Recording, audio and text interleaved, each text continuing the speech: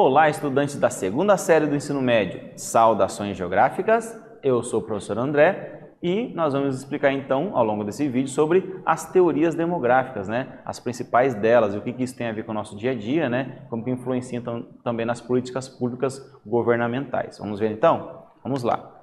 Então, baseado então nesses conceitos aqui, nessas perguntas, né, nós iremos nortear então nosso vídeo aqui. Você já ouviu falar então sobre o controle de natalidade, controle populacional?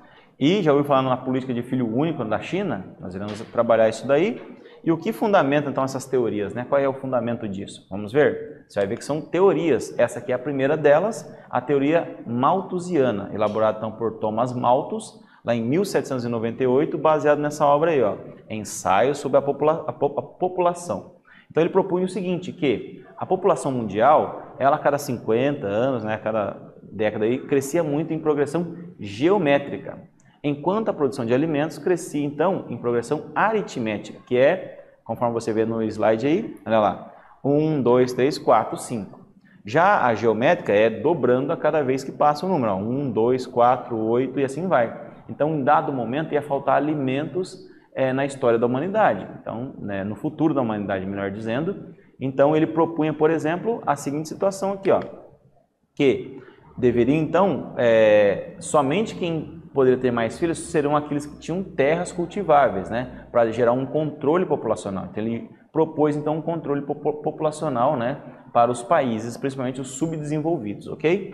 Então, claro, lembrando que isso ele propôs antes de ter uma revolução agropecuária, uma revolução em que melhorou geneticamente as plantas para que produza mais, né, gerando a produtividade, também a melhoria dos rebanhos para que produza mais leite, mais carne, enfim. Então, hoje se produz mais alimentos do que tem gente para comer. Então, se produzindo bastante, mas a diferença é que isso está mal distribuído no mundo e por isso tem gente muito nutrida e gente, né, passando fome no mundo, tá bom?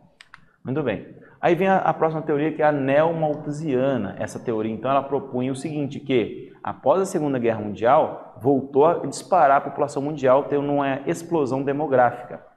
Então, vocês vão ver aqui a proposta dessa teoria, olha só.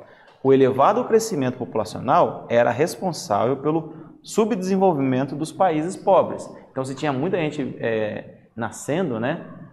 Consequentemente, esses países não poderiam investir mais em outras formas de coisa, como, por exemplo, em ciência, mas por exemplo, na própria agropecuária e na indústria. E isso, então, faria com que os países continuassem pobres, ok? Muito bem.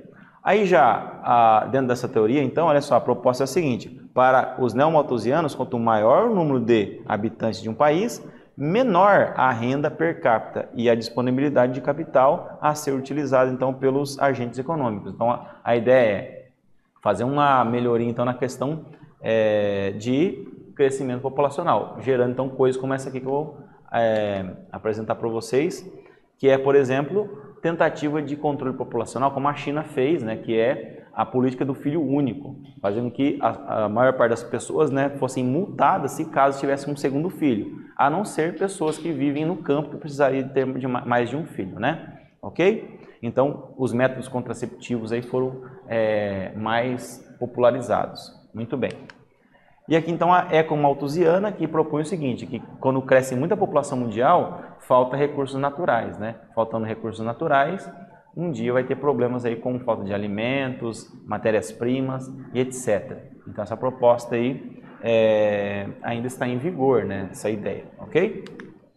Aí vem a teoria reformista para a gente ir encerrando aqui, olha só. Para os reformistas, o número de filhos cai à medida que as famílias são atendidas com serviços de melhor qualidade e elevam o padrão de vida. Então é justamente o contrário das outras teorias. Ela propõe que, se você melhora as condições socioeconômicas, né, das pessoas, automaticamente elas vão ter mais acesso à informação e etc, para poder então naturalmente ter menos filhos por casal. Então essa aqui é a proposta dessa teoria, né, reformista, tá bom? Então essa reformista então ela propõe a intensa exploração, né, imposta pelos países não desenvolvidos, né, propõe que os desenvolvidos ajudem os subdesenvolvidos então a ter um controle de natalidade, melhorando então, no caso, as condições de vida nesses países. Essa aqui é a proposta então em si. Então a redução do crescimento demográfico seria então consequência dessas reformas, ok? Muito bem, então nós vimos então ao longo desse vídeo